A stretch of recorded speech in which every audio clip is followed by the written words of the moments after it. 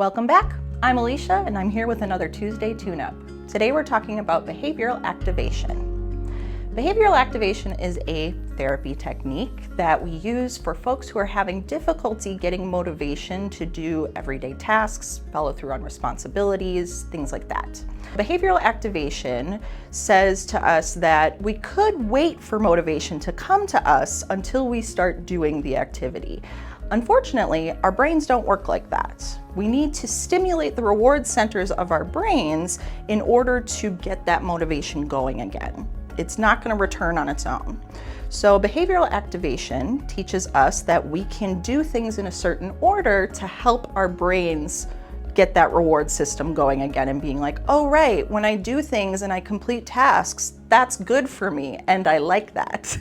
Your brain's not going to get there on its own. There's a certain order in which we can do things to help stimulate that reward center, and it starts with doing things that are both easy and enjoyable. What activities do you find easy and enjoyable throughout your day? Maybe we go sit outside on the patio. Easy, enjoyable. Maybe we call up a friend and chat about a good time that we had a couple weeks ago. Easy and enjoyable. Maybe we surf around on Instagram for a little bit.